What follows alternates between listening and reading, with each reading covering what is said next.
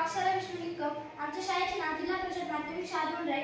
आमच्या या मॉडेलचे मार्गदर्शक आहेत डॉक्टर तात्यासाहेब मेघारे सर. आमच्या या मॉडेलचे नाव 3D model of mini rain water harvest.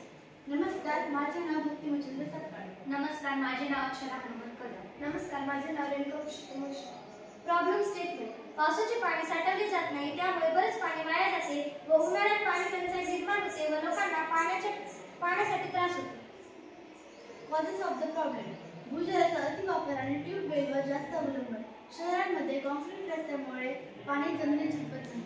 In which places did you find the problem? ग्रामीण भागात विहिरी आणि नद्या उन्हाळ्यात कोरड्या पडतात. शहरांमध्ये बोरवेल आणि टाक्यांमध्ये पाणी कमी होते.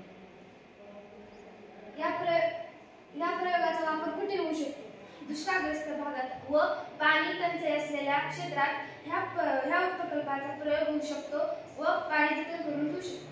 चला तर मग आपण प्रत्यक्ष प्रयोगाद्वारे समजून घेऊया. आमच्या या मॉडेलचा उद्देश असा आहे की प्रत्येक थेंब साठवा, पृथ्वीचे भविष्य वाचवा.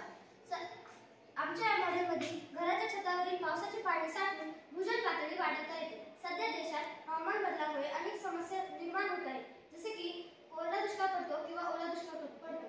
निसर्गाचा लहरीपणा मानवाला संकटात टाकत आहे. तेव्हा पावसाचा प्रत्येक थेंब अनमोल आहे, अमूल्य आहे.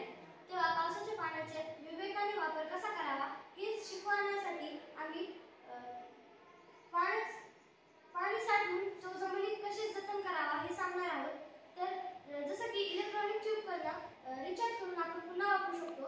तसंच जमिनीमध्ये पाणी स्टोअर करून आपण आपला ग्रह भविष्य काळात छान वापरू शकतो आणि सजीव सृष्टीला, मानव जातीला वाचवू शकतो. एवढाच आमचा प्रयत्न. आमच्या ह्या मिनी रेन वॉटर हार्वेस्टिंग मॉडेलमध्ये पावसाचे पाणी घराच्या उदात्त छतावरून एका छताखालच्या टाकीमध्ये घेतलेले आहे व त्या टाकीला पर्क्युलेशन पीठ जोडलेले आहे. या पर्क्युलेशन पीठमध्ये दगड, वाळू, माती, कापूस टाकलेला आहे व या पर्क्युलेशन पीठमध्ये पाणी फिल्टर होऊन जमिनीत झिरपेल व उर्वरित पाणी बाजूच्या टाकीत जाईल व त्या टाकीतील पाणी आपण आणखी स्वच्छ करून पिण्यासाठी वापरू शकतो. व त्या टाकीच्या वरच्या बाजूला एक होलमधून ओव्हरफ्लो पाईप बसवलेला आहे व त्या ओव्हरफ्लो पाईपमधून पाणी विहिरीत जाईल व विहिरीतील पाणी शेतीसाठी व बागेसाठी वापरू शकतो व त्या विहिरीतील पाणी बाजूच्या तलावातही जाईल. कार्बन स्ट्रॉ, छोटा carbon straw, carbon thermocol straw, एक स्ट्रॉ, छोटा प्लास्टिक पाईप, छोटा प्लास्टिक डब्बा व बाटलीचा एक तुकडा, त्यामधील जाळी, जुना कपडा, स्पंज वापरावा लागला. पर्क्युलेशन पीठसाठी एक बाटलीचा तुकडा, त्यावरील मोठी दगड, त्याखाली छोटे दगडांचा थर, त्याखाली कोळसे व कापूस वापरावा लागला, कारण जे दूषित पाणी आहे ते शुद्ध करून पुढे त्याचा वापर होईल. समजण्यासाठी आम्ही या मॉडेलमध्ये लेबल लावलेले आहेत व हे लेबल आम्ही योग्य ठिकाणी लावलेले आहेत. समजण्यासाठी आम्ही या मॉडेलमध्ये लेबल लावलेले आहेत. हे आमचं हाऊस आहे.